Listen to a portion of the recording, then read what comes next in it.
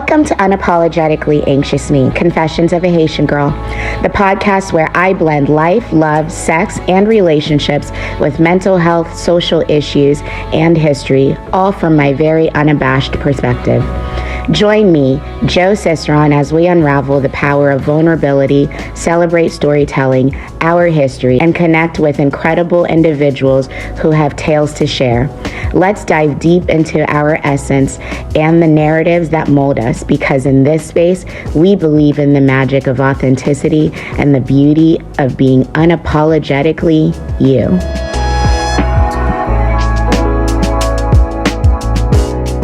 What's up, my loves? Welcome back to another episode of Unapologetically Anxious Me, Confessions of a Haitian Girl. I'm your host, Joe, and today I am beyond excited to welcome the incredibly talented Reyna Noriega to our show. Reyna is a Miami-based Afro-Latina visual artist, designer, and author whose vibrant work centers on women of color, providing joyful and empowering representations that instill hope and pride. Her art has graced the covers of prestigious publications like The New Yorker, Science Magazine, and she's collaborated with major brands such as Apple, Google, and Microsoft. Beyond her artistic achievements, Reyna is passionate about mental health, self-reflection, and helping others live their most authentic lives. I can't wait to dive into her journey, her Caribbean roots, and how she uses her creativity to inspire and uplift others. Welcome to the show, Reyna Noriega. Thank you for having me, Joe. Thank you so much for being here. I really, really appreciate you. I want to go ahead and jump right in. So can you share with us how your artistic journey actually began? What inspired you to pursue a career as a visual artist and author? So from early on, I've been surrounded by art. My dad is also an artist, and over time, just interacting with art and creativity first served me. So it was like another form of communication. It was another form of being able to just kind of like dive in and just figure out things that I was feeling and thinking and growing through. As I continued to pursue art, it also brought me a sense of community. I was meeting people that were just so loving and accepting and creative. And it just made me feel like anything was possible, like I could literally reshape the world with my thoughts and the things that I could create. And it was just a very empowering feeling just to kind of like be able to look at the world that way and then have fun while doing it. Because obviously art takes you to lots of fun spaces. That's awesome. So just thinking about like your cultural influences, growing up in Miami with Afro-Caribbean Latina heritage, how have your cultural roots influenced your art and creative expression? So I think in general, being Caribbean, there's just so much color and vibrancy and movement. So many people are making things with their hands. I know my abuela used to make all of the pottery and things she used in her house by herself, and just it's embedded in the culture to kind of like be creative, even if we don't classify it as such, or even if it's not a person's like main career. It's just something that we do. We're creative when we cook. We're creative when we're creating music, when we're dancing and instruments. So all of that is just a natural part of being Caribbean. And living in Miami, there is so much Caribbean influence here. There's so much color here. It is quite literally where I am at home and where I feel most at home. And so as I like grew up and traveled and things, and I realized the contrast that like, oh, this isn't the norm, No. Not everywhere is so tropical and colorful. And I realized those were things that I intentionally put into my art, because those are things that make me feel grounded and at home and all of those good feelings. Right. I really agree. Just being Haitian myself, I think that artistry is kind of just like part of our blood. It's just something that like is woven into every part of our culture, whether, like you said, whether it's just food or music or even our clothing. And I grew up in Florida, and a lot of my family still lives there. So I think that I never realized just how vibrant that culture is, how unique it is to be surrounded by so many different cultures, especially being that close to your Caribbean roots and having Caribbean friends and different people from different areas and meeting them all the time. Now, me living here in the Midwest, that's something I've definitely learned to like appreciate now that I've been away from it for so long. You're right. There's just like this vibrancy to it. And it's not something you can quite put into words unless you've actually like lived it and felt it. So I totally understand that. But specifically, what is your background? So my father is Cuban and my mother is Bahamian and Jamaican. Okay. All right. So your work beautifully centers women of color. What motivated you to focus on this theme? How do you hope it impacts those who encounter your art? Yeah, so it definitely was a personal choice for me during a time where I was like looking for my art style, and looking so much outside of myself for the answer, right? Like what do people want and all of this. This series ended up just coming from me, like me needing art in my space, looking for it, wanting to support Black artists. And it was like everything that I found was either celebrating our trauma and our struggle and just made it feel just very rooted to that one aspect of our identity, which is a very important aspect of our identity, but we are worth so much more. We are capable of so much more. And then wanting things that were abstract or in color, it seemed like I couldn't find both. So I decided to create a series first and foremost for myself, of women of color in areas where they looked their most confident, where they were at peace, where they were traveling, or where they were in beautiful spaces and islands and around beautiful flowers, and just things that I would look at that would uplift my mood if ever I was not feeling the best, or dark days, as we know, just on this planet, when things are kind of like stacked up against us. And when I ended up sharing it, so many people resonated and needed that. So it ended up, definitely living outside of my home. It lives in many thousands of people's homes now. And, just from it being an authentic desire and need within myself. So I really appreciate when people say that they see themselves in my work, or, that it uplifts them, because that was definitely the goal. Is that part of your motivation for the faceless characters? Talk to me a little bit about that. Yes. The faceless women. Yes. Intentionally, when I started the series, we know the saying that like the eyes are the windows to the soul. And although I want my work to have soul, I didn't want it to have a specific person's soul, and for the person looking at it to like be more curious about that person's story than to see how their own story is being told through this artwork. So I intentionally left off like eyes and facial features for that reason, so it could resonate with more people.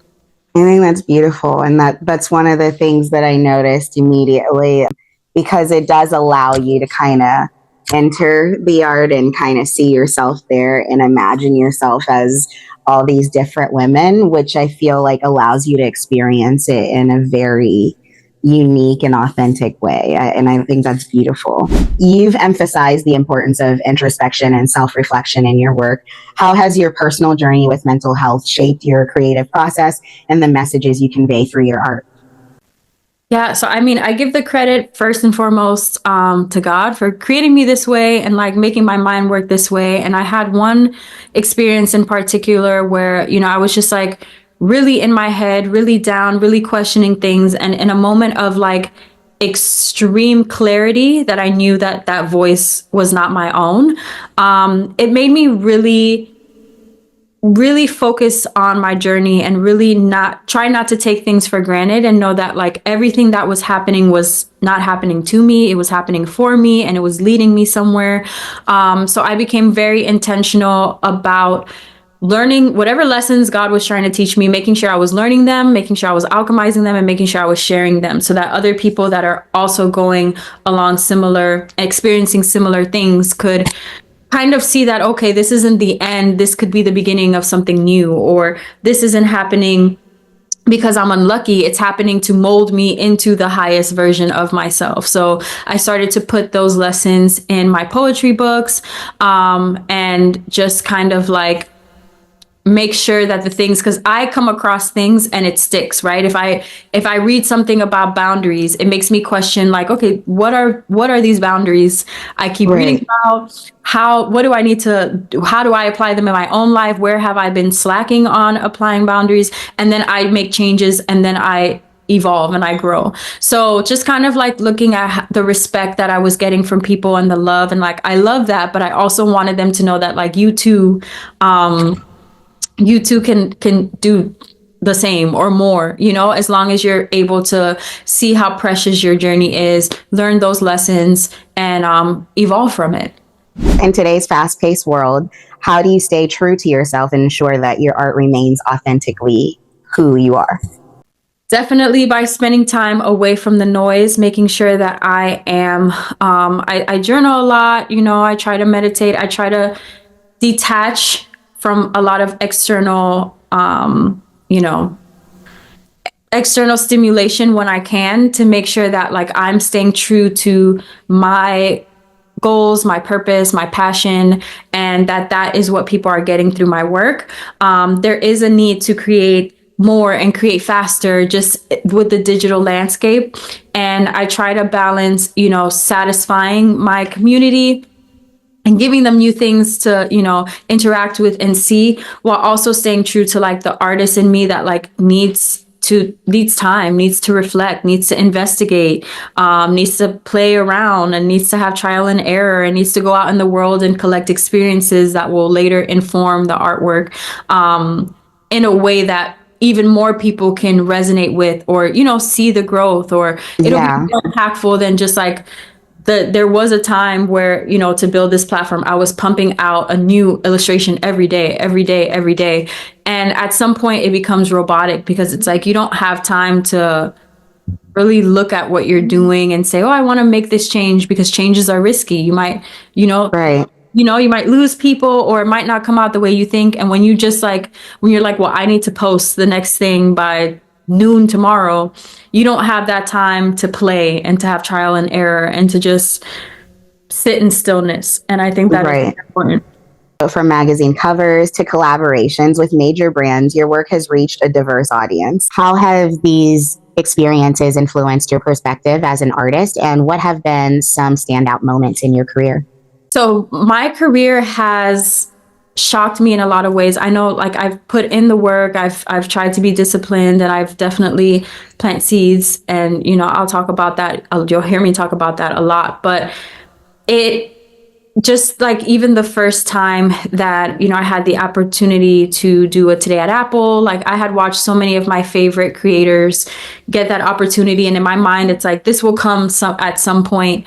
And it came very early, in my career. And it was just a moment of validation of, like, oh, okay, people are seeing what you're doing. It's having an impact. Same thing with the New Yorker. It was something that I had planned on, like, experiencing maybe decades in the future and into my career. And it came, within, like, the first 2 or 3 years of being a full-time artist and illustrator. And just knowing that those audiences are so big, like, millions of people are subscribed to the New Yorker, and we're going to receive this cover with a Black woman dripped in luxury in her home, at peace during the pandemic, at a time that was hard. That means, like, everything to me, because the small goal is, like, representation for women, and then how do you achieve that on a larger scale? It's like being able to make sure it's touching the hands and the eyes of people. So if it's on a TV network, or if it's on a billboard, a building, whatever the case is, that just allows me to kind of live out my purpose even more, and remind us that, like, we matter, we're valuable, we can do whatever we set our minds to, we deserve peace, we deserve joy. All of those themes are just further, like, compounded by being able to collaborate with, like, larger platforms and have the work shared in that way. And what does it mean to you as, like, an Afro-Latina woman to actually be in these spaces and gracing these covers and doing things that so many amazing artists before you, and some who have still not gotten to that level? Like, what does it mean to you personally? It's beautiful, and I try to sit in gratitude as much as possible and not get caught up in like, what am I doing next and how do I keep sustaining and growing and scaling. But also it's a responsibility. Like, I understand that I don't have the platform for nothing, right? So I try to use my voice as much as possible. On a lighter note, I love that it can demonstrate for these women that like anything is possible and you can take up space in anywhere you choose, but also that like I try to use my voice in a way that is responsible to speak up for people that do not have platforms and do not have voices, and not just kind of like shy away from it to secure whatever opportunities are going to keep coming, because I feel like that means nothing if I'm not being true to myself. That's awesome. So you've definitely inspired a lot of women through your art and writing and uplifting and empowering them. Can you share a particular story or feedback from someone who have been impacted by your work? Yeah. So, I mean, every single like time people take time out of their day to tell me what my work means to them, it is truly life changing. A few moments I can think of, I've had a few people from my books, from the poetry books. One woman in particular, I can remember, she was like much older than me, probably in her 50s or 60s, but she told me that like basically the words in the book helped her to just like reconnect with herself, trust herself, love herself in a way that helped her actually finally move away from an abusive marriage that she had been, trying to step away from for a long time. And, as someone who still doubts themselves and their impact, like to me, that was like huge that, these words that I write first and foremost to myself as guides while I'm on my journey, and then share so that they can help other people, that it actually was doing just that. I've had teachers send me pictures of like projects and like biography projects they'll do with their art students and things like that. I had one teacher like basically paint with her students like a mural of me as they like learned about me. I think through, I want to say Hispanic Heritage Month. But like things like that. And, the tons of women that tell me they see themselves in my work and the way that it makes them feel and the way that it uplifts them, to me is just like beyond words. It's like a feeling that, I can't even describe like the way that it warms me up. But that is the fuel that keeps me going on times where I'm like, oh, like I'm just one person or whatever. It reminds me that it's still powerful. Like however you can positively affect this world, like you should spend time doing it. Yeah, and there's so much purpose behind that, and I love that. You definitely wear multiple hats as an artist, a designer, an author. How do you balance all these roles, and what does your day-to-day typically look like? So balance is not always easy or possible. Sometimes you just have to juggle, but I try to stay as disciplined as possible. I take a lot of the skills that I learned when I did have like 9-to-5 jobs or more structured jobs, in whether it was like retail or customer service, and apply that to the way that I handle my business now. So I'm just big on to-do lists and calendars and having a schedule for the day. I go to bed on time, I wake up pretty early, and I try to essentially structure it like as if I was working a 9-to-5 or in school, where like I'm up at a certain time, lunch is a certain time, and the day ends at a certain time. So like you have to maximize the hours that you have in between. And that helps because in a career where you're your own boss, no one is telling you to take a vacation. No one is telling you to take time off, but also no one is rushing you and telling you have to do this. So you can get into a habit of just kind of like, just not being focused, and eventually it catches up to you. Right. What advice would you give to emerging artists, especially women of color, who are looking to carve out their own space in the creative industry? First of all, I would say to validate yourself. Know that you deserve to take up space, that you have, all of the qualities that you need. Like, forget about imposter syndrome. She doesn't exist. And trust that as long as you're true to yourself, you will find your lane, you will find your people. Learn to appreciate like every little thing. Cause sometimes we have big goals, right? We want 10K followers, 100K followers. We want this to hit this number of revenue. We want to sell these many things. And so along the way, you're kind of like dissatisfied with all of these steps that are leading you there essentially. And one thing that I learned in my journey, and I always try to share with people, is that like the thing that you're praying for, you may not be ready for. So make sure you're getting up. right. Like getting 1,000 orders in a day monetarily sounds like a dream, but logistically can be a nightmare if you don't have the infrastructure ready. Having 100,000 followers sounds fun until like 100 people a day are asking you things and asking things of you, and you're ignoring them, and now they consider you rude, and you're losing that loyalty. You're not putting out content. Right. So if you post something and it gets a few likes and a few comments, like really build those relationships, talk to those people, like show them the attention, and get into a habit of like spending time doing that as well. If that, whatever your goal is, like just make sure you're laying the foundation to be able to sustain it as it scales, before you kind of like just try to rush to the end result. But just overall, remembering that like be true to yourself, you deserve to take up space, and anything is possible. Awesome. So if you could collaborate with any celebrity or historical figure, living or gone, on a piece of art, who would it be? So I'm going to go with the artists, and probably some of my favorite artists, I would say Roy Lichtenstein, just because being introduced to pop art in that way, and like the way that era, they kind of redefined what could be considered as fine art, I think paved the way for even what I'm doing, you know, these colorful abstract figures, being able to create work digitally and have it respected and have it revered in that way. So definitely Roy. Basquiat, I feel like the conversations would be very otherworldly.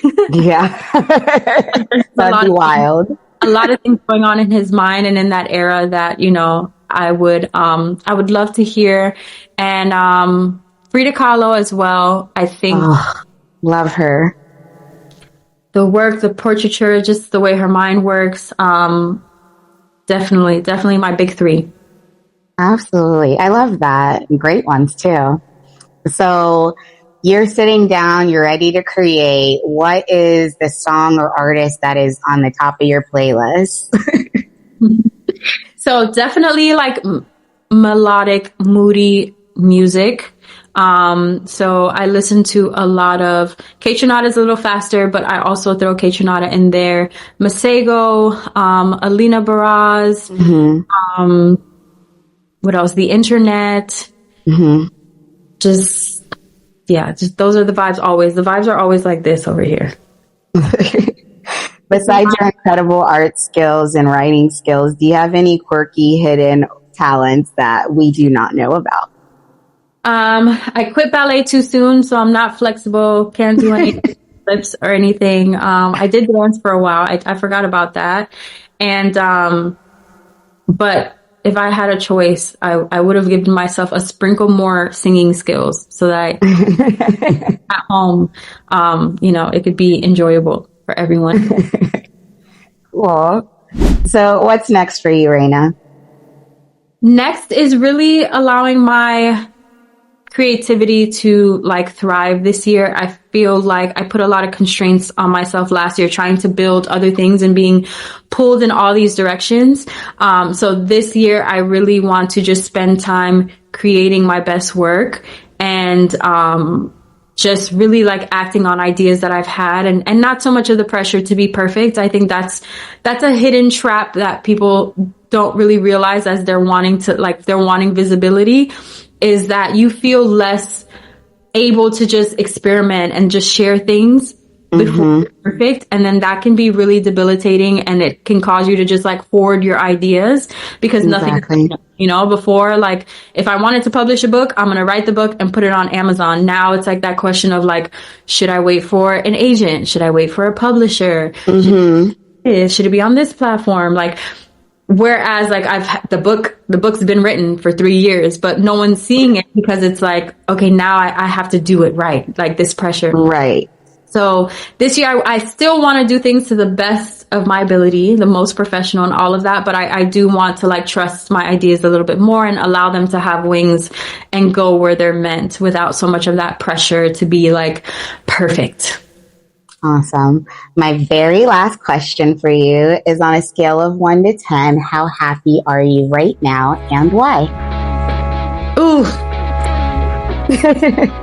I wish I could say like, it's not a 5. It's like a 10 and a 1. If we base it off of things I can control, if we base it on the love that surrounds me, 10.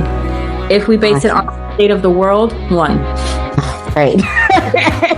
Those things are constantly in conflict because I have so much to be grateful for, so much love around me, so much that I allow myself to be like uplifted by. Like just looking at a bird in a tree will like take me to 10.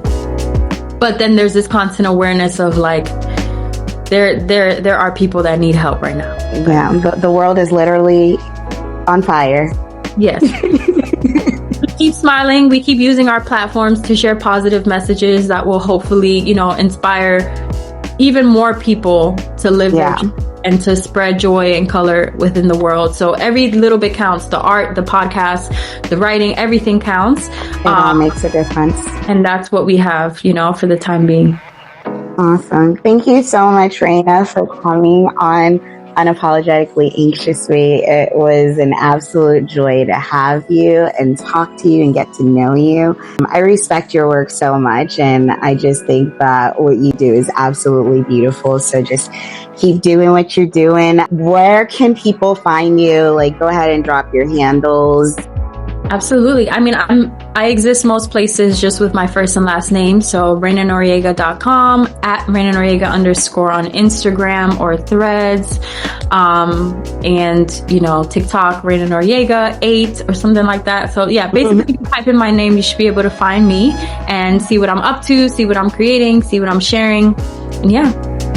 Awesome. Thank you so much. This has been another episode of Unapologetically Anxious Me, Confessions of a Haitian Girl with the incredible Reyna Noriega. Thank you so much for being here. And until next time, bye.